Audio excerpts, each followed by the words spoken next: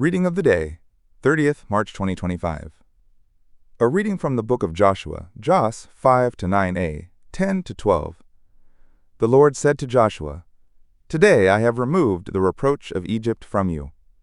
While the Israelites were encamped at Gilgal on the plains of Jericho, they celebrated the Passover on the evening of the 14th of the month. On the day after the Passover, they ate of the produce of the land in the form of unleavened cakes and parched grain. On that same day after the Passover, on which they ate of the produce of the land, the manna ceased. No longer was there manna for the Israelites, who that year ate of the yield of the land of Canaan. Second reading from the letter of St. Paul to the Corinthians, 2 Corinthians chapter 5, verses 17-21. Brothers and sisters, whoever is in Christ is a new creation. The old things have passed away. Behold, new things have come. And all this is from God, who has reconciled us to himself through Christ, and given us the ministry of reconciliation, namely, God was reconciling the world to himself in Christ, not counting their trespasses against them, and entrusting to us the message of reconciliation. So we are ambassadors for Christ, as if God were appealing through us. We implore you, on behalf of Christ, be reconciled to God. For our sake he made him to be sin who did not know sin. Gospel of the Day. From the Gospel according to Luke LK 15-1-3, 11-32 tax collectors and sinners were all drawing near to listen to Jesus, but the Pharisees and scribes began to complain, saying, "This man welcomes sinners and eats with them." So to them Jesus addressed this parable. A man had 2 sons, and the younger son said to his father, "Father, give me the share of your estate that should come to me." So the father divided the property between them. After a few days, the younger son collected all his belongings and set off to a distant country, where he squandered his inheritance on a life of dissipation. When he had freely spent everything, a severe famine struck that country, and he found himself in dire need.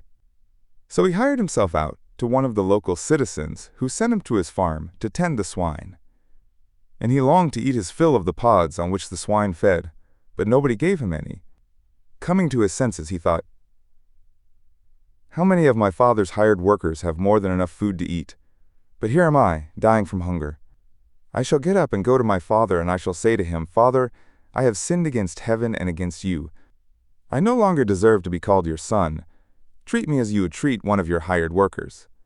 So he got up and went back to his father.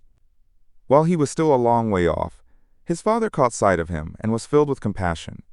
He ran to his son, embraced him, and kissed him. His son said to him,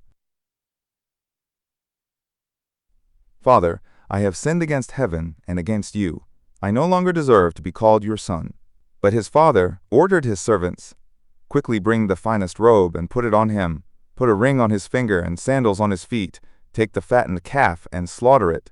Then let us celebrate with a feast, because this son of mine was dead and has come to life again. He was lost and has been found.'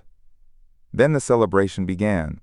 Now the older son had been out in the field, and, on his way back, as he neared the house, he heard the sound of music and dancing. He called one of the servants and asked what this might mean. The servant said to him, 'Your brother has returned, and your father has slaughtered the fattened calf because he has him back safe and sound.' He became angry, and when he refused to enter the house, his father came out and pleaded with him.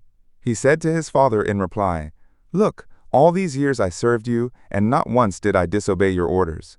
Yet you never gave me even a young goat to feast on with my friends. But when your son returns, who swallowed up your property with prostitutes, for him you slaughter the fattened calf.' He said to him, 'My son, you are here with me always. Everything I have is yours. But now we must celebrate and rejoice, because your brother was dead and has come to life again. He was lost and has been found.'